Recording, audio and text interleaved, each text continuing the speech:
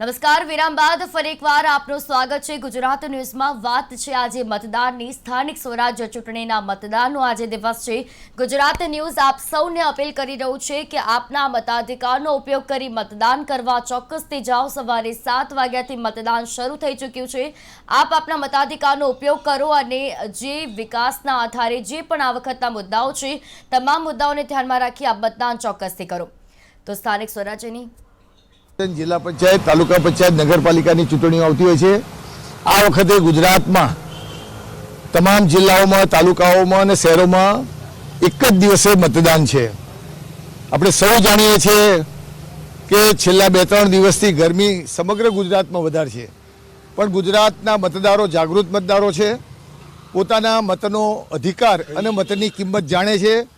ગમે તેટલી ગરમી હશે છતાં પણ આ વખતે ગત ચૂંટણીમાં કોર્પોરેશન, જિલ્લા પંચાયત, તાલુકા પંચાયત, નગરપાલિકા અને મહાનગરપાલિકામાં જે મતદાન થયું એના કરતાં પણ વધારે મતદાન થવાનું છે. અને સ્વાભાવિક રીતે આપણે સૌ જાણીએ છીએ કે ગુજરાતના પનોતા પુત્ર, દેશના વડાપ્રધાન નરેન્દ્રભાઈ મોદી અને ગાંધીનગર લોકસભાના સભ્ય અને દેશના ગૃહમંત્રી અમિતભાઈ શાહ, આ દેશના બંને આગેવાનો જે સમગ્ર ગુજરાતના વિકાસમાં મહત્ત્વનું યોગદાન આપ્યું છે. અને ગુજરાતના મુખ્યમંત્રી ભૂપેન્દ્રભાઈ પટેલે અર્બન એરિયા એટલે અમદાવાદ શહેર હોય, વડોદરા હોય, રાજકોટ હોય, જામનગર હોય, જૂનાગઢ હોય, ભાવનગર હોય, ગાંધીનગર, આ તમામ કોર્પોરેશનમાં કરોડો રૂપિયાની ગ્રાન્ટ આપીને શહેરી વિસ્તારનો વિકાસ થાય, શહેર સ્વચ્છ રહે, રસ્તાઓ સારા રહે, ઓવરબ્રિજ, અંડરબ્રિજથી માંડીને અનેક કામો એ ભારતીય જનતા પાર્ટીના શાસનમાં થયેલા છે. ત્યારે આ ચૂંટણીમાં જય જયકાર ભારતીય જનતા પાર્ટીનો થવાનો છે. અને 98થી 100% અમુક વિસ્તારમાં તો ભારતીય જનતા પાર્ટીના તમામ સભ્યો ચૂંટાવાના છે.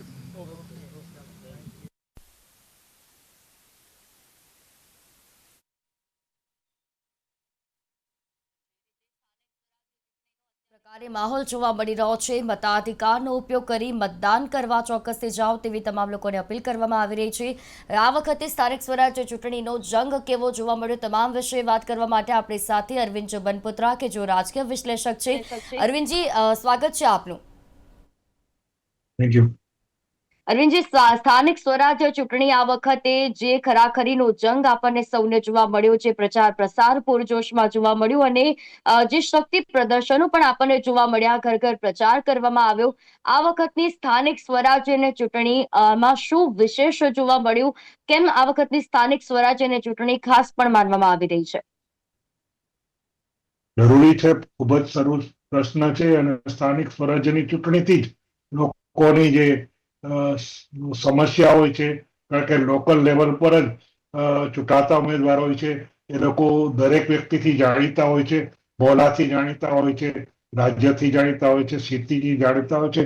તો એ ઉમેદવારોને ચૂંટવા માટેની એક સ્થાનિક, પછી તાલુકા પંચાયત હોય, જિલ્લા પંચાયત હોય કે કોર્પોરેશન હોય, તો દરેક જગ્યાએ જે કંઈ પણ સિટીને લગતી પ્રશ્નો હોય, રૂરલને લગતા પ્રશ્નો હોય તો તાલુકા કે જિલ્લા પંચાયતમાં, જ્યારે સિટીના પ્રશ્નો હોય તો કોર્પોરેશનમાં, અને બાકી નગરપાલિકા હોય તો નગરપાલિકામાં પ્રશ્નોની જે કઈ સમસ્યા હોય એના માટે આ ઉમેદવારો અને એની માટે આ એક મહત્વની ચૂંટણી છે કે જે એક પાયો આપણે કહી શકીએ લોકશાહીનું, કે જ્યાંથી એ લોકોમાં જે કઈ સમસ્યાઓ છે એનું કેવી રીતે સમાધાન કરવું અથવા તો ઉકેલ કેવી રીતે લાવવાનો એ આ જ વ્યક્તિઓ જે ઉમેદવારો એ કરી શકે, સમજી શકે અને એના માટે પ્રયાસો પણ કરી શકે. પરંતુ આ વખતની જે ચૂંટણી જોઈએ છે એમાં જે સ્થાનિક સ્વરાજ્યની જે ચૂંટણીઓ થઈ રહી છે એમાં જે જાતનો માહોલ જોઈએ એના કરતા વિપરીત જોવા મળે છે. કઈ દિશામાં જઈ રહ્યું છે પણ, કારણ કે પ્રચાર ને પ્રસાર પુષ્કળ થયો છે, પણ જે લોકલ ના જે નીચા લેવલના પ્રશ્નો હોય છે, કે મહિલાઓની જે સમસ્યા હોય છે અથવા તો જે ગટર વ્યવસ્થા, પાણી કે અન્ય કોઈ પણ ટ્રાફિક સમસ્યા, આ બધાની સમસ્યાઓનું સમાધાન કરવા માટેની હોય છે અને એના માટેનો ઉકેલ લઈ આવવાનો હોય છે.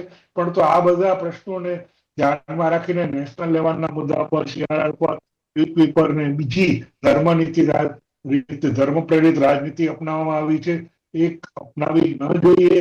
અને આ જે જાતના પ્રચારોનો પ્રસાર કર્યા એમાં પ્રેશર ટેક્ટિક્સનો ખૂબ જ ઉપયોગ કર્યો અને જેના સ્વરૂપે 730 બિનહરીફ ચૂંટાઈ બિનહરીફ. જે શાસક જી. પક્ષને ફાળે ગઈ છે. એમાં કોર્પોરેશનની છે, તાલુકા પંચાયતની છે, જિલ્લા પંચાયતની છે, નગર પંચાયતની છે. આ બધી ચૂંટણીઓને આવરી લેવામાં આવે છે. ખરેખર કોઈ પણ જગ્યાએ જ્યારે સ્થાનિક લેવલ પર સમરસ ચૂંટણી થાય તો એ ખૂબ જરૂરી છે અને એ સમરસ ચૂંટણી લાભદાયક છે, કારણ કે એમાં સિલેક્શન થાય છે, ઇલેક્શન નથી થતું.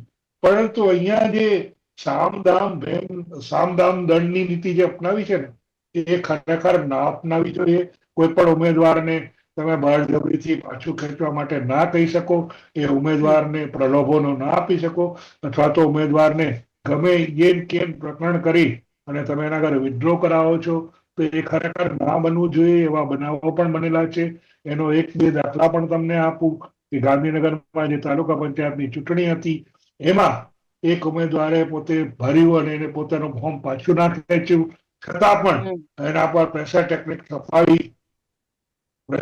છપાવી અને એને લડવા માટેનું આહવાન કે પાછું ખેંચી લો ના કર્યું, તો એના જે 4 ફેમિલી મેમ્બર્સ હતા, એ ફેમિલી મેમ્બર્સને એ લોકોએ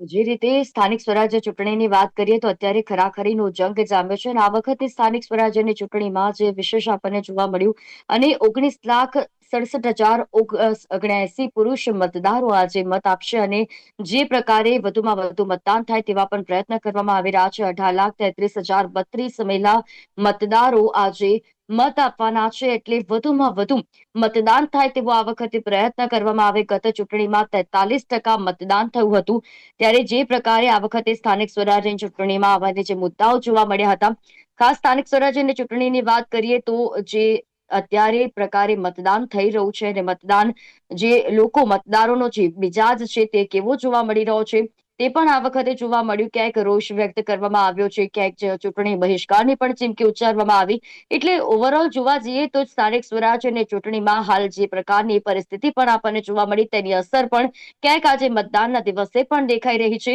અને જે પણ મતદાન મથકો છે ત્યાં પણ સુરક્ષા વ્યવસ્થા પણ ગોઠવવામાં આવી છે. તમામ સુરક્ષા વ્યવસ્થા સાથે મતદાન મથકો પર મતદાન થઈ રહ્યું છે. સંવેદનશીલ જે મતદાન મથકો છે ત્યાં પણ પૂરતું ધ્યાન આપવામાં આવી રહ્યું છે. 2000 થી વધુ અતિ સંવેદનશીલ મતદાન મથકો છે. 2196 મતદાન મથકો છે કે જેઓ અતિ સંવેદનશીલ છે, ત્યાં પણ પૂરતું ધ્યાન આપવામાં આવી રહ્યું છે. પોલીસનો ચુસ્ત બંદોબસ્ત ત્યાં ગોઠવાયો છે અને 4,08,16,713 મતદારો આજે મતદાન કરશે. જે પ્રકારની 9,263 માંથી 736 જેટલી બેઠકો જે છે તે બિનહરીફ થઈ છે. 2021 ની વાત કરવામાં આવે તો 2021માં 241 જેટલી જે બેઠકો હતી તે બિનહરીફ થઈ હતી. આ વખતે તેનાથી 3 ગણા બેઠકો બિનહરીફ થઈ છે, એટલે તેની અસર પણ આપણને જે વર્તાઈ રહી છે. ખાસ 92,000 થી વધુ પોલીસ કર્મચારીઓ તૈનાત છે. 1,22,951 બીયુ મશીન મતદાન માટે તૈનાત છે. એટલે જે આ વખતે વ્યવસ્થા ગોઠવવામાં આવી છે, કોઈ પણ પ્રકારની અડચણ ના પડે. બીજી તરફ જે હીટવેવની આગાહી કરવામાં આવી છે તેની વચ્ચે દરેક મતદાન મથકો પર પણ એવી વ્યવસ્થા કરવામાં આવી છે. દરેક વ્યવસ્થા સાથે મતદાન થઈ રહ્યું છે. 9,263 બેઠકો માટે 25,537 ઉમેદવાર મેદાનમાં ઉતર્યા છે. અરવિંદ જોબનપુત્રા આપણી સાથે જોડાયા છે. અરવિંદજી, જે પ્રકારે મતદાનની વાત કરવામાં આવે તો લોકોને પણ અપીલ કરવામાં આવી રહી છે વધુમાં વધુ મતદાન થાય. હવે સ્થાનિક સ્વરાજ્ય ચૂંટણીની વાત કરીએ તો રાજકારણનું એપિસેન્ટર ગણાતું એવું સૌરાષ્ટ્રમાં આ વખતે કેવું જોવા મળ્યું રાજકીય ગણિત અને મતદારોનો મિજાજ? આપણે છેલ્લા ઘણી બધી ચૂંટણીઓને જોઈએ, સ્થાનિક સ્વરાજ્યમાં 5 વર્ષ પછી આવતી હોય છે, પણ છેલ્લા 3 થી 4 જે ચૂંટણીઓ થઈ એમાં આપણે જે આંકડાઓ જોઈએ એમાં મતદારોની ઉદાસીન આંખે વળગેવી છે. 50%થી ઓછું મતદાન થાય છે. એના ઘણા બધા કારણો હોઈ શકે છે. એમાં કારણ એવું પણ હોય છે કે ગરમીનો પારો પણ પુષ્કળ હોય. લોકો નથી, સૌરાષ્ટ્રમાં તો ખાસ આરામપ્રિય પ્રજા હોય છે. રાજકોટની વાત કરીએ તો 1 થી 4 તો કોઈ લોકો બહાર ઘરની નીકળતા જ નથી, એ બધાને ખબર છે. એટલે એ જે 1 વાગ્યા પહેલાનું જે મતદાન થાય અને 5 થી 6 થાય, એના માટે જાગૃતિ માટેનું લોકોએ ઘણું બધું અભિયાન કરે છે કે દરેક મતદારોએ મતદાનનો ઉપયોગ કરવો જોઈએ. પરંતુ કમનસીબીની વાત એ છે કે જે ઉમેદવારોનું આ લોકોએ મૂલ્યાંકન કરીને ઉમેદવાર પસંદ કર્યા છે, એ લોકો ઘણી બધી વસ્તુઓમાં અમુક ઉમેદવાર તો જે રાજકોટની જ વાત કરીએ તો 57 નવા ચહેરાઓને લોકો મને પણ અમુક લોકોને તો ખબર જ નથી કે કયા વોર્ડમાંથી લડી રહ્યા છે, શેના માટે લડી રહ્યા છે, કયા પ્રશ્ન માટે લડી રહ્યા છે. જો આવી વસ્તુઓને આવા ઉમેદવારોને જો તમારે નવા ચહેરાથી ઉભરાવો હોય તો એ વસ્તુ ના બનવી જોઈએ. આવા તો ઘણા બધા દાખલાઓ ઘણી બધી જગ્યાએ સૌરાષ્ટ્ર રિજનમાં બનેલા છે. દરેક જગ્યાએ આપણે જે ચૂંટણીનો માહોલ જોઈએ છે એમાં આ વસ્તુ ખરેખર નવા ચહેરા આવવા જોઈએ, યુવાનોને આવવું જોઈએ, પણ એની ક્વોલિફિકેશન, એનું જે રાજકીય પ્રત્યેની પ્રેરણા છે, રાજકીય પ્રત્યેની એની નોલેજ છે, એ ખરેખર હોવું જોઈએ. સ્થાનિક પ્રશ્નો શું છે એ પણ હોવું જોઈએ. એ પછી તમે એને ઉમેદવાર નક્કી કરો.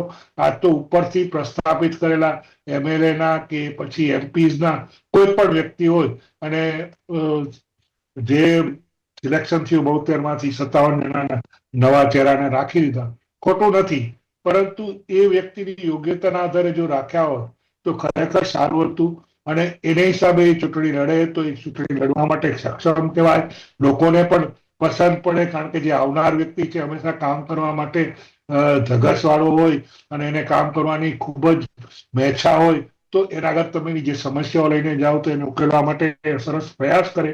પરંતુ જે એના આગળ બેઝિક જ નોલેજ નથી, બેઝિક જ નથી જ્ઞાન કે પ્રશાસનમાં શું કરવું, કે કોની આગળ કઈ રીતે રજૂઆત કરવી, જો એ જાતની પણ જો એને ખ્યાલ ના હોય તો એ ઉમેદવાર પછી લડે અને ચૂંટણી જીતે તો એ કોઈ પણ જાતની સમસ્યાને ઉકેલ લાવી ના શકે. તો આના માટે ખરેખર સારી વ્યક્તિને લોકો લઈ આવે, એટલે યુવાનોને લઈ આવે, નો ડાઉટ સારું કહેવાય.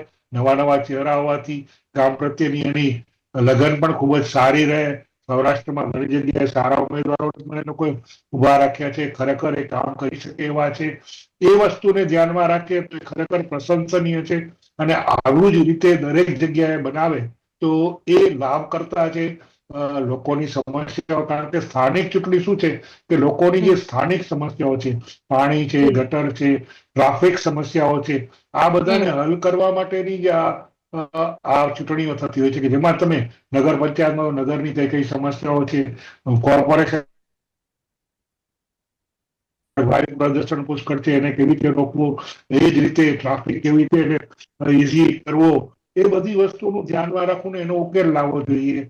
તો આવા ઘણા બધા પ્રયાસો કરવા જોઈએ. ઘણા બધા પ્રોજેક્ટ પ્રકલ્પો કરે છે, પરંતુ કમનસીબે એ પૂરા થતા નથી અને પૈસાનું ભારણ પબ્લિક ઉપર જાય છે. અને જ્યારે લેટ પ્રોજેક્ટ પૂરા થાય છે તો એની કિંમત પણ વધી જાય છે. અને એમાં પણ જો ખરેખર ભ્રષ્ટાચાર થયો તો એ તાપ પણ નબળી હોય છે. ઘણી જગ્યાએ આપણે જોયા, અમદાવાદમાં, રણછોડમાં ઘણી જગ્યાએ એવા બ્રિજીસ બનેલા છે કે જેમાં ક્રેચીસ આવી છે અને ફરીથી સરખા કરવા પડે એવી પણ ઘણી જગ્યાએ ઉપસ્થિત. તો આવું કંઈ ના બનવું જોઈએ. એ પણ લોકલ લેવલ પર ધ્યાન રાખવું જોઈએ. ઉમેદવારોએ સભા લઈને સારી રીતે પબ્લિકને જે પ્રશ્નો છે એને સારી રીતે વાચા આપી અને પ્રશાસન આગળથી સારી રીતે કાર્ય લેવું જોઈએ અને એને ઉકેલ લાવવા માટે સનિષ્ઠ પ્રયાસો કરવા જોઈએ. એ માટેની આ ચૂંટણી છે. પરંતુ અહીંયા તો આપણે જે માહોલ જોઈએ છે તદ્દન વિપરીત છે. સ્થાનિક સમસ્યાઓને કોઈએ બહુ ઉજાગર કરી નથી. પછી વિરોધ પક્ષ હોય કે શાસક પક્ષ હોય કે આમ આદમી પાર્ટી હોય કે બીજા અપક્ષ હોય, એ લોકોએ કોઈ પણ જે સમસ્યાઓ છે એને ઉજાગર કરવામાં ઘણા બધા નેશનલ લેવલ પરની જે સમસ્યાઓ છે એને એ લોકોએ હાઇલાઇટ કરી છે. ઘણી જગ્યાએ યુસીસીનો પ્રશ્ન કરેલો છે, CRL નો, પછી ઇલેક્શનમાં જે વિકલ્પ આવેલા છે એના માટેના બધા કરેલા છે. તો આવી બધી વસ્તુઓ ના બનવી જોઈએ. જે તમે ઉમેદવાર ચૂકો છો એ ઉમેદવારને ખરેખર તમારે એ રીતે વિચારવું જોઈએ કે સ્થાનિક જે પ્રશ્નો છે, પછી પાણીનો, ગટરનો જે પણ હોય એ સમસ્યા ને એ લોકો કેવી રીતે ઉકેલ લઈ આવે છે, પ્રશાસન આગળ કેવી રીતે કાર્ય કરાવી શકે છે, એ ખૂબ જ મહત્વનું છે. આજે સૌથી વધારે સમસ્યા હોય તો મહિલાઓને હોય છે. મહિલાઓને ઘણી બધી જગ્યાએ ઘણો બધો સામનો કરવો પડે છે. કમનસીબેની એ વાત છે કે રાજકોટની આપણે વાત કરીએ તો આ છેલ્લા 35 વર્ષથી રાજકોટમાં ભાજપનું શાસન છે, પણ છતાં 20 મિનિટ પાણી મળે છે. ઘણા બધા, હું ત્યારે રાજકોટમાં હતા ત્યારે પણ પ્રકલ્પો થયા હતા.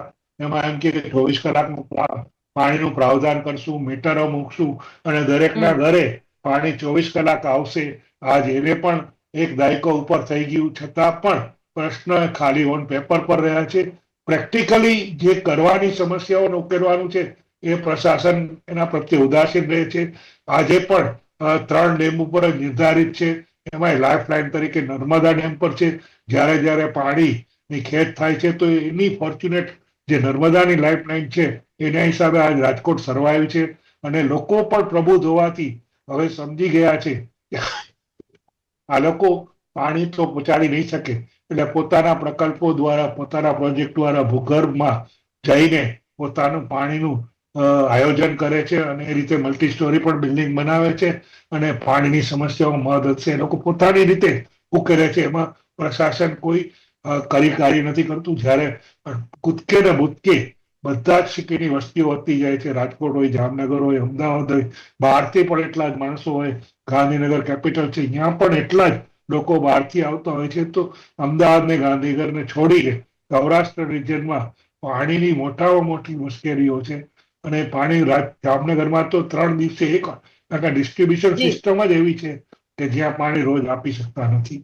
તો આ બધી શહેરોની જે પરિસ્થિતિની વાત કરી આપણે, કે શહેરોમાં જે પ્રકારની પરિસ્થિતિ છે, વિકાસની વાત કરીએ તો શહેરોમાં તો વિકાસ આમ જોઈએ ત્યાં થઈ રહ્યો છે અને જ્યાં જોઈએ ત્યાં નથી પણ થઈ રહ્યો. ગ્રામીણ વિસ્તારોની વાત કરી કે જ્યાં મહદઅંશે વિકાસની કમી છે, કે જ્યાં વિકાસના નામે કશું જ નથી થયું અને ત્યાં કેટલાય એવા આપણે ગ્રામીણ વિસ્તારો જોયા છે કે જ્યાં લોકો દ્વારા તેનો રોષ પણ આ વખતે વ્યક્ત કરવામાં આવ્યો છે. ચૂંટણી બહિષ્કારની પણ ગામ લોકોએ ચીમકી ઉચ્ચારી છે. એવા ઘણા આપણે ગામડા જોયા છે. ત્યારે અત્યારની પરિસ્થિતિને ધ્યાનમાં લગતા શું લાગી રહ્યું છે કે ગ્રામીણ વિસ્તારોમાં કેવા પ્રકારની પરિસ્થિતિ જોવા મળી શકે છે? પક્ષો દ્વારા તો ઘણા એવા પ્રયત્નો કરવામાં આવ્યા છે અને જેમ તમે કીધું એમ કે સ્થાનિક સ્વરાજ્યની ચૂંટણીમાં સ્થાનિક મુદ્દા જ ભૂલાયા, કેવા પ્રચાર પ્રસાર કરવામાં આવ્યા, તેમાં એ જ બતાવવામાં આવ્યું કે કયો પક્ષ અન્ય પક્ષ કરતા કેટલી પરિસ્થિતિમાં મજબૂત છે. બસ અહીંયા તે જ બતાવવામાં આવ્યું છે. સ્થાનિક જે મુદ્દા છે કે જે ખરેખર સ્થાનિક લોકોને જોઈતા હોય છે, સ્થાનિક લોકોને સ્પર્શતા હોય છે, તે મુદ્દાનો ક્યાંય ઉપયોગ નથી કરાયો. તેની અસર કેટલી વર્તાઈ શકે? 2015ની વાત કરવામાં આવે તો કોંગ્રેસનું પ્રભુત્વ હતું, પરંતુ 2021ની વાત કરવામાં આવે તો ધીમે ધીમે કોંગ્રેસનું પ્રભુત્વ ઘટતું રહ્યું ને હવે 2026ની વાત કરી કે તો જે કોંગ્રેસ તેમાં પ્રખર નેતૃત્વની પણ કમી આવી ગઈ. તો તે કોંગ્રેસ માટે પણ કેટલું ભારે કરી શકે?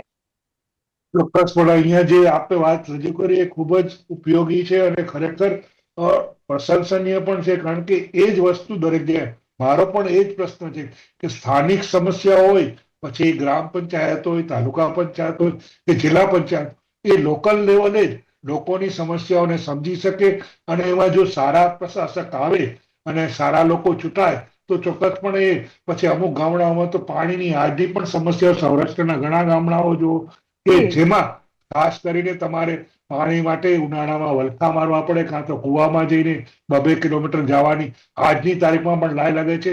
આપણે નર્મદા ડિસ્ટ્રિક્ટની વાત કરીએ ને તો નર્મદામાં કે જ્યાં નર્મદા લાઇફલાઇન છે, ત્યાં પણ અમુક ગામડાઓ એવા છે કે જ્યાં પાણી પહોંચતું નથી. એ લોકો પાણી માટે 2-2 કિલોમીટર જવું પડે છે. તો જે ગ્રામ્યની પરિસ્થિતિ છે, પછી સેમી અર્બનની પરિસ્થિતિ છે કે અર્બનની સમસ્યાઓ, ભલે તમે આમ કહો છો કે વિકાસ થયો, પણ વિકાસના નામે સમસ્યાઓ પણ મોટી છે. ટ્રાફિક સમસ્યાઓ એટલી છે, પ્રકલ્પો જે કરેલા છે એમાં પણ એટલું જ છે.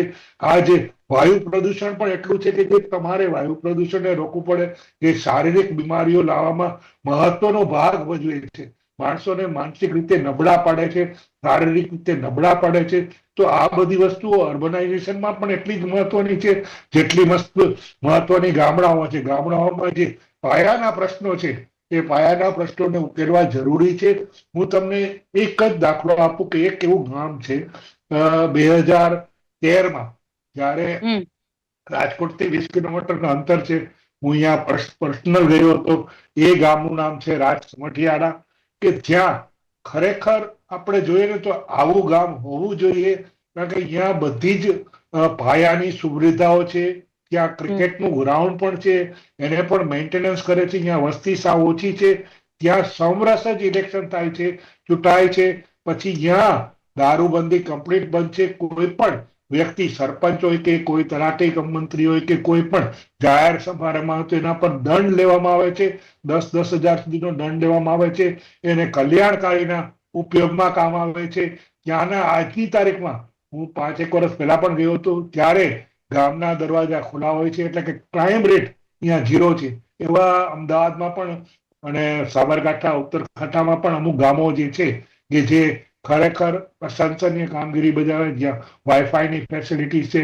એવા 16 થી 17 ગામો ગુજરાતમાં પણ છે, સૌરાષ્ટ્રમાં પણ 2-3 ગામો છે. અને વિછિયા તો જે રિલાયન્સ ઇન્ડસ્ટ્રીઝના જે નીતાબેન મળે એને એડોપ્ટ કરેલું છે અને વિછિયાનો વિકાસ સારો રીતે કરે છે. ત્યાં પાણીની બધી સુવિધાઓ આપવામાં આ જ રીતે આવા પ્રશ્નોને દરેક ગામોમાં, દરેક ગામડાઓ કે જ્યાં નથી ત્યાં જો પહોંચાડવામાં આવે તો ખરેખર આપણું ગામડું પણ સમૃદ્ધ થાય, ભાગે પણ નહીં. કારણ કે આ લોકોમાં જે યુવા વર્ગ છે અને જે ખરેખર એના ફાધર બાપ દાદાઓ જે ખેતી કરતા હતા એ ખેતીને છોડી દેવી પડે છે, કારણ કે એ લોકો ખેતી કરવા નથી માંગતા. એનું કારણ છે કે એ લોકોને મેટ્રિમોનિયલમાં પણ ઘણી સમસ્યા આવે છે, તો એ લોકોને શહેર તરફ દોડવું પડે છે અને આ રીતે ખેતીમાં પણ વિભાજન થતું જાય છે. અલબત્ત અત્યારે જે ટેકનોલોજીનો ઉપયોગ કરીને ખેતીનો ઉપયોગ કરે છે, નો ડાઉટ, પણ જે સમૃદ્ધ ગામડું હતું કે જેના ઉપર આપણે નભીએ છીએ એ ગામડાઓ તૂટતા જાય એ ખરેખર નિંદનીય છે. એવું ના થવું જોઈએ. ગામડાને પણ એટલું જ લક્ષ્ય આપવું જોઈએ જેટલું તમે શહેરને કે સેમી અર્બનને આપો છો. જો ગામડાઓ અને તાલુકાના લેવલના ગામડાઓ હોય, તાલુકાના હોય, તો એ બધા જ ગામડાઓનો જો તમે ખરેખર વિકાસ ઈચ્છતા હોય તો લોકલ લેવલ સરપંચ છે, તલાટી, એ લોકોએ અભ્યાસ કરીને ગામનો ઉદ્ધાર કેમ થાય એ જોવું જોઈએ. નહીં કે ફક્ત ચમચાગીરી કરી આવનારા નેતાઓને સારું સારું બતાડવાનું અને એમ કહેવાય કે અહીંયા તો બધું સારું સારું જ છે અને ચૂંટણી આવે ત્યારે આવા બધા લોકો ભેગા થાય તો લોકોને પણ સમજાવી દેવા કે તમે કોઈ બોલશો નહીં, કારણ કે અહીંયા અમુક વર્ગનું પ્રસ્થાપિત થયેલું હોય છે, એનાથી લોકો બીતા હોય છે. અને ગામડામાં જયારે આવા લોકોના પ્રશ્ન નથી ઉચકતા ત્યારે આવી પરિસ્થિતિ નિર્માણ થાય છે. અને ગામડું હોય, પછી નાનું ગામડું હોય કે મોટું ગામડું હોય કે સમૃદ્ધ ગામડું હોય, તો અહીંયા આ બધી સમસ્યાઓનો સામનો કરવો જ પડે છે. આજની તારીખમાં આજ 70 વર્ષ થયા પછી, 77 વર્ષ થયા પછી પણ સમસ્યાઓનું જે સમાધાન થવું જોઈએ પરમેનન્ટ કાયમી ધોરણે થતું નથી. અમુક ગામોનો વિકાસ ચોક્કસ થયો છે, અમુક ગામોમાં ઘણું બધું કરવું જોઈએ, કારણ કે આપણો જ જે ભારત દેશ છે એ 70% ખેતી પર નિર્ભર છે, એટલે 70% ખેતી પ્રધાન દેશ તરીકે ઓળખાય છે. તો એના પર જો તમે દુર્લક્ષ સેવશો તો પછી દરેક વસ્તુઓની સમસ્યાઓનો, અનાજની ખામીનો, ઘણી બધી વસ્તુઓનો સામનો કરવો પડે. તો આજે સ્થાનિક લેવલ પરની જે ચૂંટણી છે એ ખૂબ અગત્યની એટલા માટે છે કે લોકો દ્વારા ડાયરેક્ટ સંપર્કમાં રહી અને એ સમસ્યાનો ઉકેલ લઈ આવવા માટે જે ઉમેદવાર ખરેખર પ્રશંસનીય કામગીરી કરે તો આવનારા દિવસો ખરેખર ભારત માટે અને ગામડા માટે સારા રહી શકે. આપણે જાણીએ છીએ કે ચૂંટણીમાં મતદાર કરવાનો, મતાધિકાર કરવાનો સર્વેને અધિકાર છે, પરંતુ જ્યારે મતદાન કરવાનો સમય આવે છે ત્યારે 50%થી પણ ઓછું મતદાન થાય છે, કારણ કે લોકો સમજે છે કે હવે અમારી સમસ્યા કોણ, એનું જે કરવું હોય તેને હું મારી રીતે અને મારું એની કરી ટકાવારી લઈશ. એ પણ જાતની અરવિંદજી માનસિકતા સતત ડેવલપ થઈ ઘટતી ગઈ છે. એની ટકાવારી પણ આમ જોઈએ તો 2015માં જે ટકાવારી 60%થી ઉપર જોવા મળતી હતી, તે નગરપાલિકા હોય, જિલ્લા પંચાયત હોય, તાલુકા પંચાયત હોય, ત્યાં જ્યાં ટકાવારી 60%થી ઉપર હતી ત્યાં 2021માં 50%થી ઉપર જોવા મળી, 50 ને 60%ની વચ્ચે જોવા મળી. ને અત્યારે 2026ની વાત કરીએ, અત્યાર સુધી સવારે 7 વાગ્યાથી મતદાન શરૂ થઈ ચુક્યું છે અને આપણે મતદાનની વાત કરી રહ્યા છીએ, મતાધિકારના ઉપયોગની વાત કરી રહ્યા છીએ, માત્ર 5% જેટલું જ મતદાન થયું છે, જે ખરેખર એક મતદારોમાં નિરસતા છે તેવું જોવા મળી રહ્યું છે. અને જે પ્રકારે મતદારોનો મિજાજ આપણને જોવા મળ્યો છે, લોકો રોષે ભર્યા છે, પરંતુ લોકોને પણ આપણે એ અપીલ કરીએ, મતદારોને આપણે અપીલ કરીએ કે વધુમાં વધુ તે મતદાન કરે. આ લોકશાહીનો પર્વ છે અને લોકશાહીમાં સ્થાનિક સ્વરાજ્યની આ ચૂંટણી કે જેમાં સ્થાનિક લોકો દ્વારા જ જે સ્વરાજ્ય છે તે સ્વરાજ્ય ઉપર કોણ બેસશે, સત્તા ઉપર કોણ આવશે તે નક્કી કરાતું હોય છે. માટે મતદારો પોતાના મતાધિકારનો ઉપયોગ કરી. આ વખતે જોવા જઈએ અરવિંદજી તો ભાજપ, કોંગ્રેસ અને અન્ય પક્ષો, આપની પણ એક ત્રિપાંખ્યો જંગ પણ આ વખતે ઘણી બધી જગ્યાઓ પર જોવા મળી રહ્યો છે. તો કેટલી અસર કરી શકે? અપક્ષોની વાત કરીએ તો અપક્ષોની સંખ્યામાં પણ વધારો નોંધાયો છે, તો તે મતોની વહેંચણી માટે પણ અહીંયા મહત્વની ભૂમિકા, એક ફેક્ટર સાબિત થાય કે જેને કારણે મતો વહેંચાઈ શકે છે.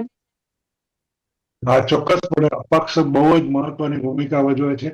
એના વોટો તમે ગણો તો પછી ભાજપ માટે પણ નુકસાન કરે, આપ માટે પણ નુકસાન કરે. તમે જાણો છો કે ગયા વખતની ઇલેક્શનમાં સુરતમાં 27 બેઠક આપ લઈ ગઈ હતી. આપ દરેક જગ્યાએ પોતાનો પ્રચાર અને પ્રસાર કરવા માંગે છે, પરંતુ એની જે ધર્મ પ્રેરિત રાજનીતિ છે એ ખરેખર નિંદનીય છે. એ જાતનું ના કરવું જોઈએ અને ચૂંટણી ભલે લડે પરંતુ લોકોની સમસ્યાઓને ધ્યાનમાં રાખીને લડે.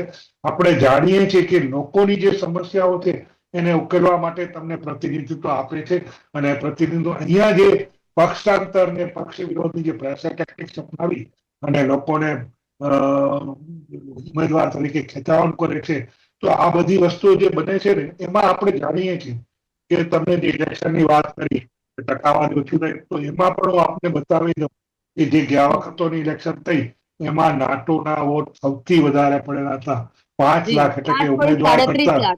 હા, એટલે એવા કેટલા બધા કિસ્સાઓ છે કે જેમાં ઉમેદવારને લાયક નથી ગણતા, નન અધરથી એબાવ, અને એનું બટન દબાવવામાં આવે છે. એ લોકોની પોતાની મતદારની પોતાનો અધિકારનો ઉપયોગ કરે છે, પણ ખરેખર આ જે મોટો જે નાટોમાં પડ્યા છે જે ઉમેદવારને મળ્યા હોત તો પરિસ્થિતિ બદલાઈ જાય. તો હકીકતે આ ઉદાસીન વૃત્તિ મતદારોમાં છે, એનું કારણ છે કારણ કે એ લોકોની જે કઈ સમસ્યાઓ છે એ લોકો ધ્યાનમાં લેતા નથી, અથવા તો એના પ્રત્યે એ લોકો ઉપેક્ષિત રહે છે અને એ લોકો જે સમસ્યા હશે તો લોકો અમને માન આપશે.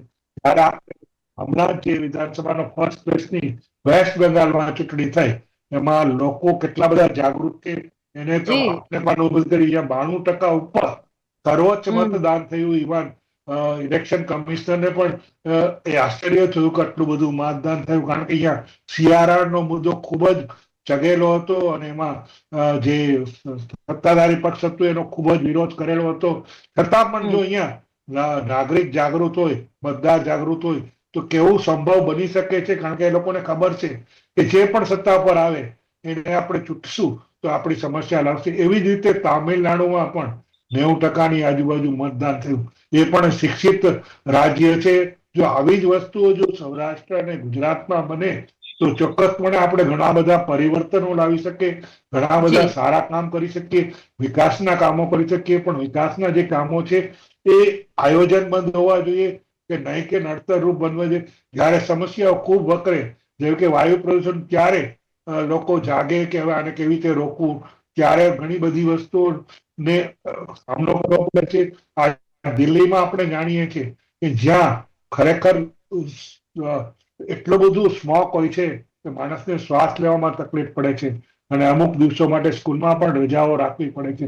તો આવી પરિસ્થિતિનું નિર્માણ ગુજરાત કે સૌરાષ્ટ્રમાં ના થાય એ ઉમેદવારોએ અથવા તો શાસક પક્ષે ધ્યાનમાં રાખવાનું છે, અને એના રીતે એક પ્રતિબદ્ધ આયોજન કરી આપણે જયારે વિકાસના બંધાઓ મૂકે છે તો બેઝિક મુદ્દાઓને તમે કેમ ભૂલી જાઓ છો? ટ્રાફિક સમસ્યા આવી છે, મલ્ટી લેયરની તમે વાત કરો છો પાર્કિંગની, પરંતુ એ બધું ઓન પેપર રહે છે. ઘણી જગ્યાએ એમ કે મલ્ટી લેયર પાર્કિંગ કરશું અને ત્યાંથી તમને સુવિધા આપશું, તો એવું બનતું નથી. અહીંયા પણ અમદાવાદમાં પણ પ્રયોગ થયો હતો, સિંધુ ઓવન રોડ પર પણ મલ્ટી લેયર કરી પણ એનો ઉપયોગ નહીવત થાય છે અને રોડ ઉપર પાર્કિંગ થાય છે. તો આ બધી જે સમસ્યાઓ છે ને એમાં લોકોએ જાગૃત બનવું જોઈએ, લોકોએ પણ સપોર્ટ આપવો જોઈએ અને લોકોએ ધ્યાન રાખવું જોઈએ કે અમારી સમસ્યાનું સમાધાન જો આ લોકો સાથે સપોર્ટ કરશું તો મળી શકશે. એ જ વસ્તુ અત્યારે ધ્યાનમાં રાખવાની છે અને વધારેમાં વધારે મહત્તમ મતદાન થાય એવી હું પણ અપીલ કરું છું અને જરૂર થવું જ જોઈએ, જેથી લોકોની સમસ્યાઓનો ઉકેલ લાવી શકે. બિલકુલ બિલકુલ અરવિંદજી, અને ચોક્કસપણે લોકો પોતાના મતાધિકારનો ઉપયોગ કરશે તો જ તેમના વિસ્તારમાં, તો જ તેમના તે જે જગ્યા ઉપર રહે છે ત્યાં વિકાસ શક્ય થશે. અને પરિવર્તન કરવું કે પુનરાવર્તન કરવું તે મતદારોના હાથમાં હોય છે, માટે મતદારો પણ આ દરેક વસ્તુ ધ્યાનમાં રાખીને મતાધિકારનો ઉપયોગ કરે તેવી આપણે અપીલ કરીએ. અરવિંદજી, આપ અમારી સાથે જોડાયા તે બદલ આપનો આભાર. Thank you. તો સ્થાનિક સ્વરાજ્યની ચૂંટણીનું આજે મતદાનનો દિવસ છે. લોકશાહીનું આજનું આ પર્વ છે અને લોકશાહીના પર્વમાં લોકો વધુમાં વધુ મતદાન કરે તેવી તમામ લોકોને વિનંતી છે. અને ખાસ કરીને જે ખરાખરીનો જંગ આપણને જોવા મળ્યો સ્થાનિક સ્વરાજ્ય ચૂંટણીમાં આજે મતદાનનો દિવસ, લોકશાહીનો પર્વ અને વિધાનસભા ચૂંટણી પહેલાની સેમીફાઇનલ ગણવામાં આવે છે. લોકશાહીનો પર્વ એટલે કે સ્થાનિક સ્વરાજ્યની ચૂંટણી, જેમાં સ્થાનિક લોકો દ્વારા સ્વરાજ્ય જે છે તે પસંદ કરાતું હોય છે અને વધુમાં વધુ મતદાન થાય તેવા પ્રયત્નો કરવામાં આવે. પ્રચાર પ્રસારની વચ્ચે લોકો દ્વારા રોષ પણ નીકળ્યો હતો, એટલે મતદારોમાં જે આ વખતે નિરસતા પણ જોવા મળી રહી છે. પરંતુ મતદાન કરવું જોઈએ, મતાધિકારનો ઉપયોગ કરવો જોઈએ. ગુજરાત ન્યૂઝ પણ આપને વારંવાર એ જ અપીલ કરી રહ્યું છે કે આપના મતાધિકારનો ઉપયોગ કરી મતદાન ચોક્કસપણે કરજો. તો સ્થાનિક સ્વરાજ્ય ચૂંટણીની અમે આપને પડે પડની માહિતી આપતા રહીશું. આપ જોતા રહો ગુજરાત ન્યૂઝ સત્યની સાથે. હાલ સમય થયો છે એક વિરામનો.